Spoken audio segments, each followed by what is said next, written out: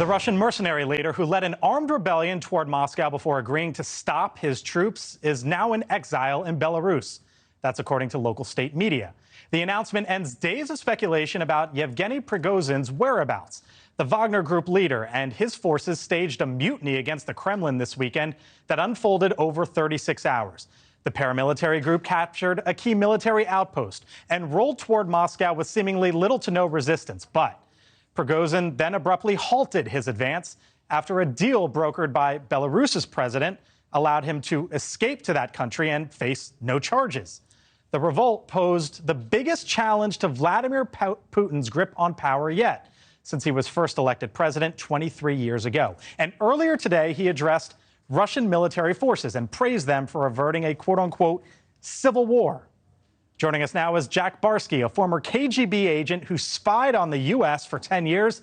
He's also the author of the book Deep Undercover: My Secret Life and Tangled Allegiances as a KGB Spy in America. Jack, good to talk to you. I'm not sure anyone can get into the mind of Vladimir Putin, but maybe you've got as good of a shot as anyone.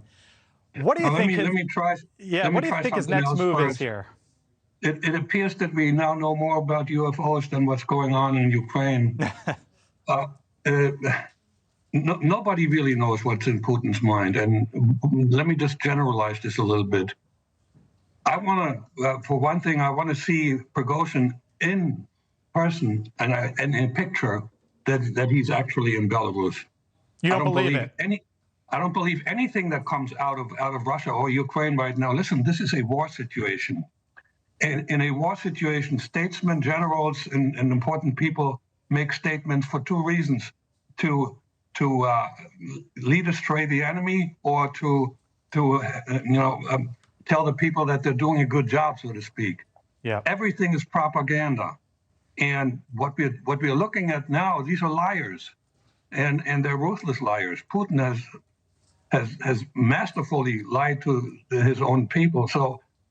And one more thing here. Sure. I'm really in good company. Yesterday, I heard a general in the United States, retired general by the name of Kellogg, say the same thing. He was asked, he's very highly respected. He was asked what he knows, and he said, "I don't know anything." Yeah, sometimes you got to say the obvious, which is we don't know much. You know, it's interesting you question sort of everything that's happening. There was an interesting line of questioning today in the White House press briefing room, because the president of Belarus said today to the Wagner Group troops, he said, quote, "Set up your tents.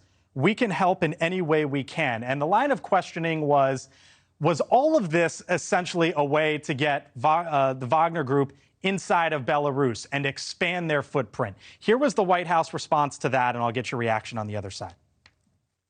So I'm not going to get into any sort of speculation about this situation. We're continuing to monitor it closely. They basically wouldn't answer. Do you think that's a possibility, that theory that's being floated out there?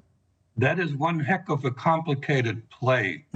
Okay. You know, there's too many people involved, and somebody would leak. You know, I know what it takes to keep a secret, and you can't have that many people involved in that kind of a maneuver. I don't think so. Okay. Vladimir Putin today described this as a civil war. Why do you think he used that phrase, that language? He exaggerates. Oh, by the way, I need to correct one of your writers.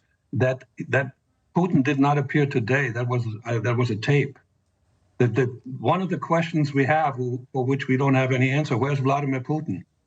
You had a really good interview on with the Miss Kuchova, and she pointed that out. There's so many mysteries here, and this is going to take a while to play out, and I don't think there will be a solution that will include the elimination of Vladimir Putin. As a matter of fact, Shoigu, the defense minister, who is an arch enemy of Prigozhin, appeared in public. And that means he's still a player. So this whole thing is not resolved by any means. You talk about the mysteries. What's the biggest mystery to you?